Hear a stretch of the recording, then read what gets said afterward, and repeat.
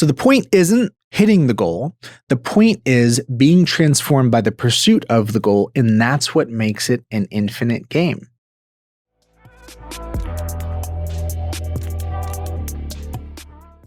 Infinite games are games you can play forever, and that the only rule is to keep playing. You play them for their own sake. An example would be having great relationships. Think about a meaningful relationship in your life, somebody that you're really connected to and that you're really invested in. Think about the healthiest, best version of what that relationship might look like. And then imagine finding out that the other person in that relationship is trying to win. They tell you one day that they're trying to win the relationship. That would seem off. There really is no point to winning the relationship, because what would that even mean? The point of having the relationship is simply being in the relationship. The joy of experiencing somebody else, the joy of acting as a witness to a life passing, being able to be transformed and grown by somebody else's presence, giving back and contributing that back to them. You don't win marriage. You don't win parenting. It's simply something that you do for its own sake, trusting that the thing that you're getting is being in it. Can we have infinite games at work? I believe we can. And really, it's what I'm bent on. And the thing that I care about most is identifying what are the infinite games at work. Now, the juxtaposition here is that it's so much easier at work to think there's a specific destination, an endpoint.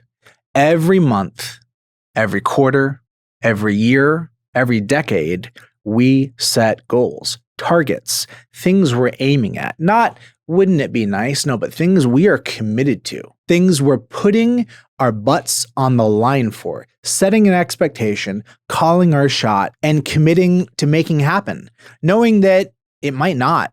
The possibility of failure is real. But that's what gives meaning, is I have something at risk. It doesn't mean much if I have nothing at risk. When I have something at risk, more of me is called forth. My commitment becomes my word becomes my bond, and that kind of commitment causes you to look inside and to realize that you may not have everything that you need to figure it out right now, but you could shift. You could change in perspective. You could change in orientation. And if I'm willing to do so, and if I'm really committed, I will invite that to come out of me and to call it forth to allow me to hit the goal. So the point isn't hitting the goal. The point is being transformed by the pursuit of the goal, and that's what makes it an infinite game. What other dimensions are there? How about the quality of the relationships at work? We could use people transactionally. You scratch my back, I scratch your back. You can't help me, I'm not going to help you. Or we could over-index on relational connection, meaning we could gate the container and the box of who gets to be here and set a really high quality bar. And that's exactly what I want to do. The quality bar is not merely what are you capable of achieving, what technical results. Obviously, you got to be good at your job. That's the baseline. That's the base of the pyramid. What else is involved? The thing that comes to mind for me, the word is connection. People that want to be known at work. People that want to be seen at work. People that want to know others and to see others and to step into a place of co-creation, co-collaboration, believing that that's the best way to drive the highest quality of results. All of these things fall into the category of what I would call an infinite game. What might that sound like if somebody was describing it, if they weren't using the language infinite game, but they're just kind of reflecting on what the last year of work has been for them? It might be something like, it didn't go perfectly. There were some bumps and some bruises. And frankly, if I'm being honest with you, there are some moments where I struggled. I didn't even know if I wanted to do it at times. But in the end, what kept me in the game and what allowed me to show up at my best was the people around me. I realized the whole time I was growing and I was getting closer to the goal that we had set, but it didn't feel like that the goal was the point. It felt like we were doing something that mattered. It mattered for the customer. It mattered for each other. I could tell my teammates were really invested in helping me, and I was invested in them. It's this beautiful back and forth, and that's really the main thing that kind of keeps me going.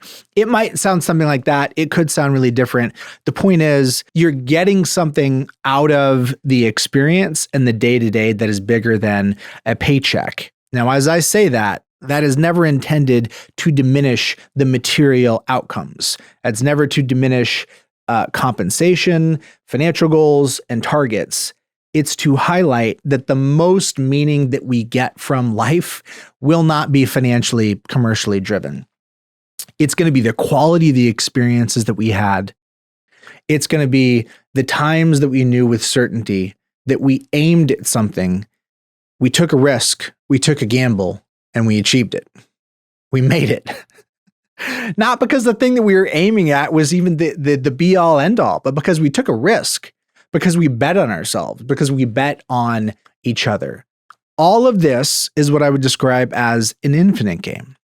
And I am committed to finding, uncovering, and participating with everything that I have in infinite games. And it's something I want to invite you into too, to consider. What would it look like to be wrapped up in an infinite game at work for a whole career?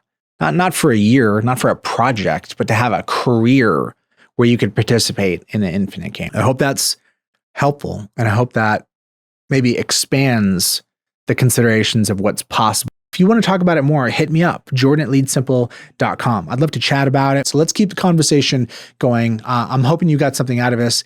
If so, if it stimulated a thought or a question, I'd love to hear from you. Peace. Jordan here asking you, what do you got? What is a question you want to ask me? Can you stump me?